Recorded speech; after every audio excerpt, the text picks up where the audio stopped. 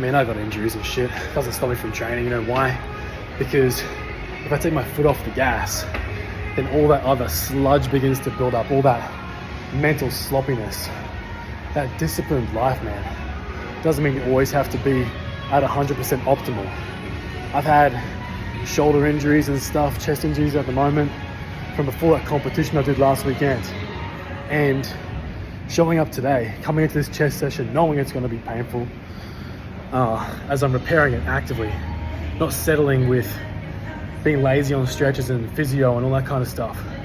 Still knowing that it's going to be a session not at my optimal. What do? Or cut the volume in half, or cut the weight in half. 10% is still better than 0%. And it's the habit that I reinforce.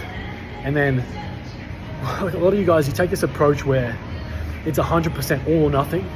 You can't have the consistency because you think, if I haven't been at my best today, I'm not optimal today, then it doesn't matter, I shouldn't be here.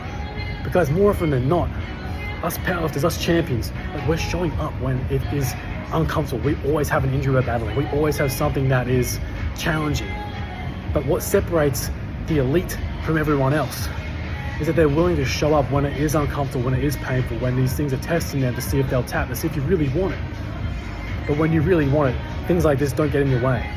Yeah, it takes a little bit of an ego hit, but that's the whole reason why we can progress to such elite levels in the first place, is because we have the humility to realize that adding more weight right now is not the best idea, or a little bit more rest time between sets, slowing the form down to nail that, to recover. When you realize, guys, that humility precedes honor and is the key to unlocking the growth in your life, you will look at these lessons all across the board and realize that you take a step back and ask for help or seek solutions rather than excuses, and then put your best effort forwards. You will get your result. So yeah, painful today, but like I said, man, you got to kill that hesitation with violent action and aggression, intensity towards your goals. If you don't, man, if I didn't get up and try today and push when it was hard and push when I was in pain,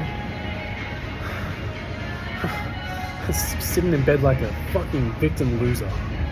Oh, poor me. And that mentality would draw out the rest of my day.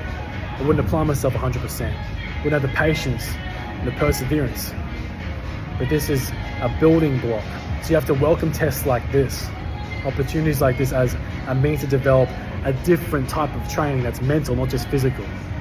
And once recovered, you've sailed through those unideal circumstances. When you do have the ideal circumstances, guess what? Boom!